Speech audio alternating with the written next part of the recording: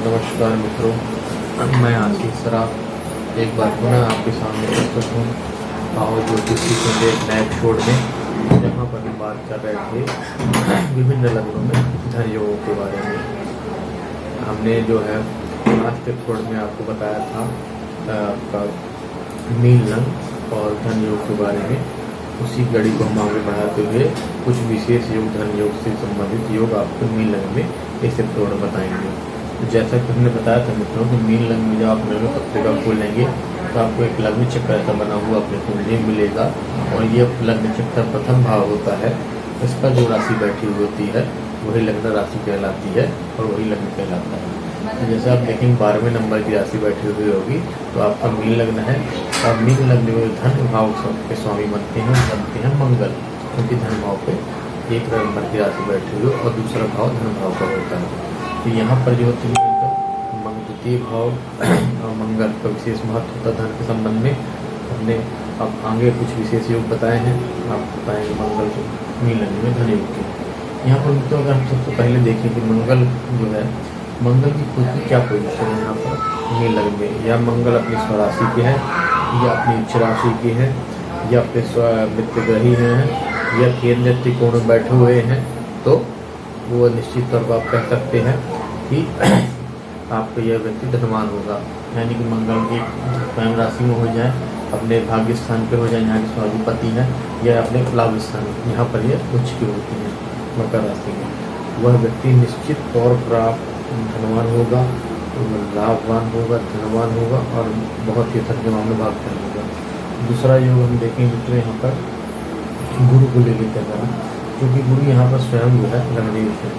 अब यहाँ पर हम देखेंगे कि लग्न भाव का अगर संबंध यहाँ पर मंगल से हो जाता है, यहाँ पर अष्टमेश मंगल से हो जाता है, या यहाँ पर द्वितीय मंगल से हो जाता है, यानी युति द्वितीय भाव में हो जाती है, लग्न भाव में हो जाती है, या भाग्य स्थान की हो जाती है, तो ऐसा व्यक्ति भी धन के मामले में अत्यंत भाग्यशाली होता है। तो बहुत ही अच्छी योग का सृजन होता है यहाँ पर।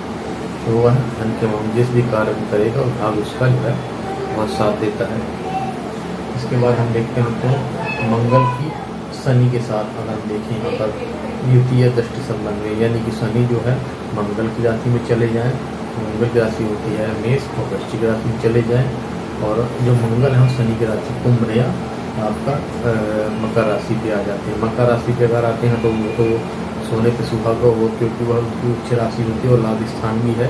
तो अगर इनका युति संबंध इन चार राशियों पे होता है कहीं पर भी, तो यह एक अत्यंत ही बहुत ही भाग्यशाली योग हो, क्योंकि लाभेश और धनेश का ये संबंध मिलता है, क्योंकि धन के मामले में उच्च कोटि का योग होता है। इसके बाद हम बात करते हैं मंगल की। यहाँ पर अगर हम बात करें चंद्र के साथ, चूँकि यहाँ पर चंद्रमा जो है पंचमेश है और मंगल धनेश है, चूँकि 5वां स्थान और 9वां स्थान भी धन स्थान या लक्ष्मी स्थान माना जाता है, और यह मंगल स्वयं धनेश है, तो इनकी युति अगर यहाँ पर धन भाव पे हो जाती है, मंगल चंद्र की पंचम भाव पे हो जाती है, इसकी युति यहाँ पर वृश्चिक राशि में यहाँ पर हो जाती है, या केंद्र या त्रिकोण में या लग्न भाव में कहीं पर भी हो जाती है, तो यह एक महालक्ष्मी योग का सृजन करता है।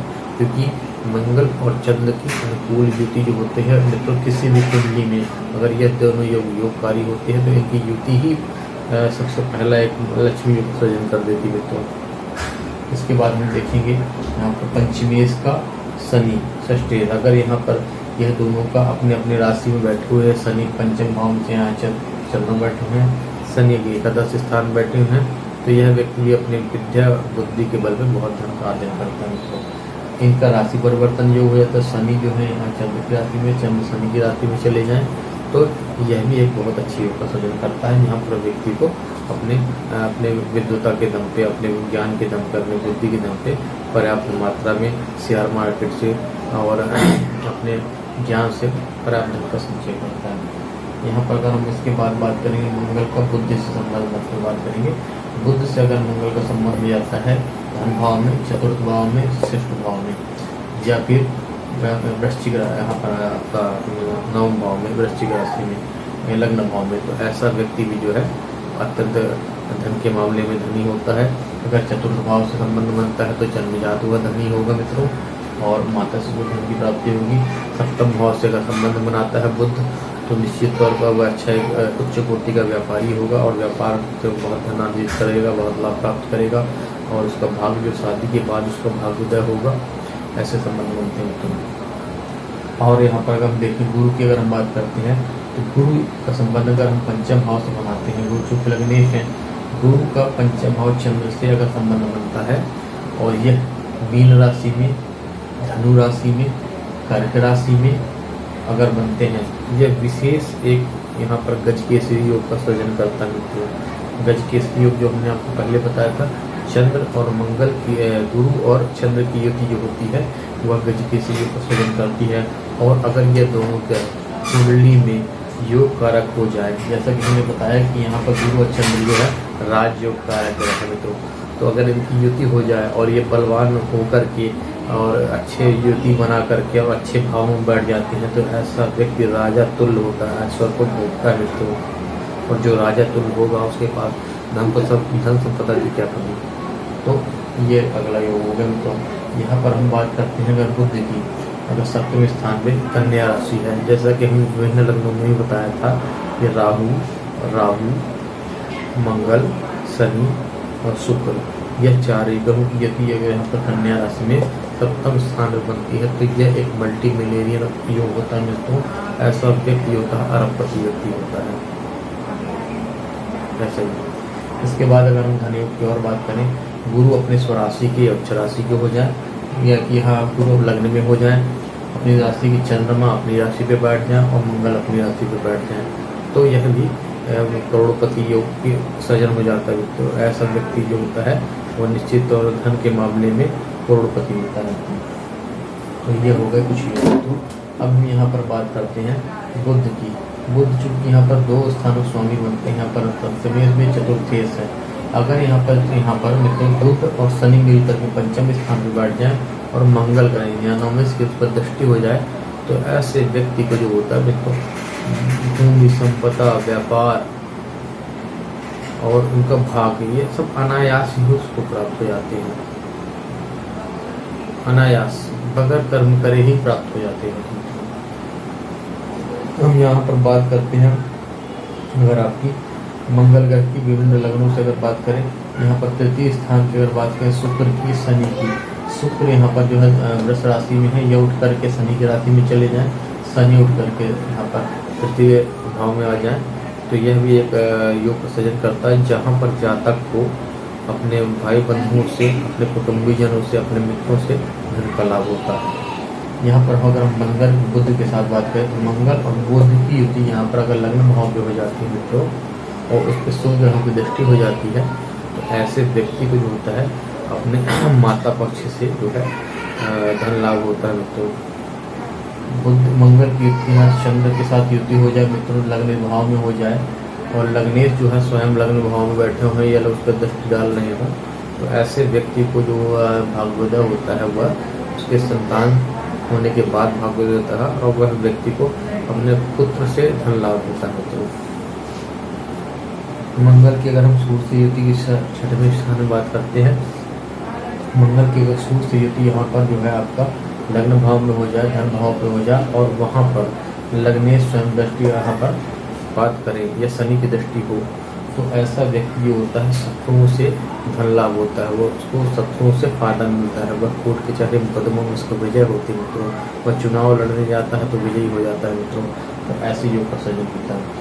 यहाँ पर अगर मंगल और बुध की बात करें तो ससुराल पक्ष से इसको धन प्राप्ति होती है। मंगल और बुध की युति धन भाव पे हो जाए, बुध मंगल के स्थान पे आ जाए, मंगल बुध के स्थान पे जाए, तो ऐसा व्यक्ति जो होता है पहली बात तो बहुत ही बड़ा व्यापारी होगा।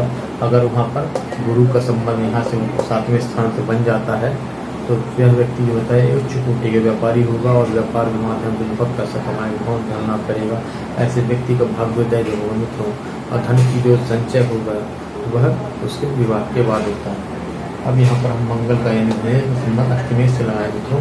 अगर यहाँ पर मंगल उठ करके शनि के साथ शुक्र की राशि में जाते हैं, शुक्र उठ करके मंगल की राशि में चले जाते हैं, तो ये एक राशि परिवर्तन योग का सृजन करता है और इनका शुक्र और धन भाव पे शुभ ग्रह की दृष्टि हो जाए, तो ऐसे कंडीशन में जो होता है मित्रों वह व्यक्ति जो होता है अनैतिक कार्यों से धन का संचय करता है। फास्ट लाएगा, सट्टा, जुआ, आपका स्मगलिंग हो गई, और भी 2 नंबर के कार्य जो होते हैं उनके थ्रू यह धन का लाभ होता है। ठीक है मित्रों। इसके बाद अगर शुक्र और मंगल जो है इन दोनों की युति यहाँ पर लग्न भाव पे हो जाए और लग्न भाव को जो है मित्रों सूर्य देख रहा हो तो ऐसे व्यक्ति को भूमि में गड़े हुए धन की प्राप्ति होती है। उसे अनायास ही पेरेंटल प्रॉपर्टी पर बगैर कमाया हुआ धन प्राप्त होता है व्यक्ति को। अगर उसका संबंध 11वें हाउस से भी हो जाता है, शनि से भी उसका संबंध हो जाए, यहाँ पर शुक्र का संबंध शनि से हो जाए मित्रों, तो शुक्र का शनि से और शुक्र का मंगल से, इन 3 ग्रहों का अगर संबंध हो जाए, कहीं पर भी युति हो जाए, दृष्टि संबंध हो जाए, तो ऐसे व्यक्तियों को पेरेंटल प्रॉपर्टी मिलती है। मतलब उसको किसी भी व्यक्ति के छोड़े हुई प्रॉपर्टी जो है उनको मिल जाती है, लेकिन ऐसी संपत्ति उसको उस वक्त मिलती है जब उसका कुछ नुकसान होता है मित्रों। जब उसको कुछ नुकसान होगा, उस नुकसान की भरपाई स्वरूप या उसके नुकसान हो जाने के बाद उसको धन की प्राप्ति होती है। जैसे कि किसी व्यक्ति का पिता जो है उनका देहांत हो जाए तो उसके पिता की संपत्ति उसको मिल जाएगी। इस प्रकार से ऐसे योग विसर्जन होता है। मंगल की अगर मंगल से बात करें तो दोनों ही स्थिति मंगल जो है यहाँ पर अगर अपनी स्वराशि में बैठ जाए, वृश्चिक राशि में बैठ जाए, यहाँ मकर राशि में बैठ जाए, तो ये एक रोचक नाम के योग का सृजन करता है। ऐसा व्यक्ति बहुत प्रबल प्रतापी, ऐश्वर्यवान, भाग्यवान होकर मित्रों धनवान होता है। यहाँ पर रोचक योग बहुत काम करता है मित्रों इस मीन लग्न में। अब यहाँ पर अगर बात करें मंगल की गुरु के साथ संबंध अगर हो तो गुरु के साथ अगर ये युति बना ले, राशि परिवर्तन योग हो जाए और 10वें स्थान में शुभ ग्रहों की दृष्टि या योग हो जाए तो ऐसा व्यक्ति होता है अपने जीवन काल में बड़े बड़े कार्यों को करने वाला, बड़ा मान सम्मान वाला व्यक्ति होता है, बड़ा अधिकार प्रिय व्यक्ति होता है, न्याय प्रिय, अधिकार प्रिय होता है और बड़े बड़े कार्य करता है। और जो बड़े बड़े कार्य करेगा मित्रों तो वह उसका धनवान होना तो निश्चय ही है। यहाँ से आप मंगल का शनि से अगर हम संबंध बताएं, राशि परिवर्तन हो जाए, शनि मंगल की राशि में बैठ जाए, मंगल शनि की राशि में बैठ जाए, मंगल यहाँ पर अकेले यहाँ पर बैठ करके प्रबल योगकारी बन जाता है मित्रों की वह जो है धन से धन कमाता है। धन से धन कमाना, पैसे से पैसा बनाना उसकी बहुत अच्छी कला आती है मित्रों को और बहुत पैसा कमाता है संचित धन से। ब्याज से उसको बहुत कमाई होती है मित्रों, धन से धन। अगर वो ब्याज का काम कर ले तो उसको धन भर जाता है मित्रों। अब यहाँ पर हम बात करते हैं आपका गुरु की। गुरु अगर यहाँ पर 5वें स्थान पर उच्च के बाढ़ जाते हैं तो एक भद्र योग का सृजन होता है। व्यक्ति अति विद्वान, लेखक, राइटर, उच्च कोटि का साहित्यकार, उच्च कोटि का विद्वान, मठाधीश ऐसे योग का सृजन करता है। क्योंकि यहाँ पर गुरु दशमेश और लग्नेश होकर के कर्क राशि अपने उच्च राशि में बैठता मित्रों।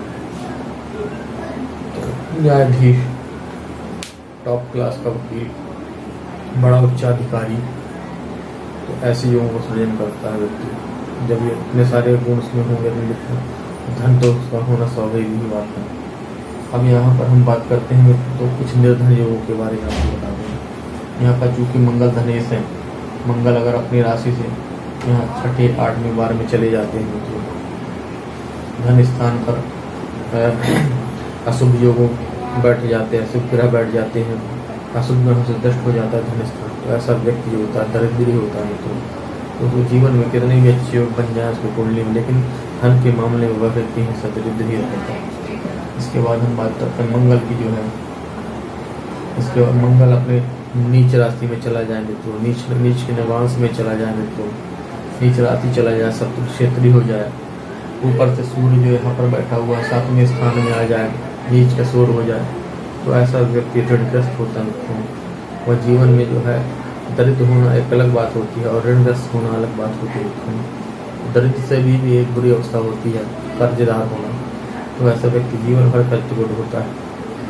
इसके बाद हम बात करते हैं मित्रों यहाँ पर आपका मंगल यहाँ पर चूँकि भाग्येश है, भाग्येश भी अगर यहाँ के स्थानों पर कहीं चला जाए 6, 8, 12 में चला जाए और भाग्य स्थान पर बुरे ग्रहों की दृष्टि हो जाए, बुरे ग्रह से युति हो जाए भाग्य स्थान, तो ऐसा व्यक्ति जो होता है ना उसका भाग्य कभी साथ नहीं देता मित्रों। वह व्यक्ति ऐश्वर्यवान होने के साथ साथ अगर वह जन्मजात वैभवशाली पैदा हुआ, बड़े खानदान में पैदा हुआ, तो वह अपने जीवन काल में अपनी दरिद्रता को देखता है, तो अपने आप को देखता है, हर दूसरों का भी साथ नहीं देता। इसके बाद हम बात करते हैं 9वें स्थान गुरु की। 10वें स्थान को स्वामी अगर तृतीय स्थान में चला जाए, 6, 8, 12 में चला जाए, उससे गुरु ग्रहों की दृष्टि हो जाएगी, तो ऐसा व्यक्ति भी जो है अपने कर्म का यथेष्ट लाभ कभी नहीं मिल पाता उससे। पहली बात तो उसे कर्म ही इतने लेट हो जाते हैं जीवन काल में कि वह जो है इस बात का पछतावा देखता रह जाता है मित्रों के, पूरा जीवन निकल जाता है, कर्म के लिए तरसता रहता है।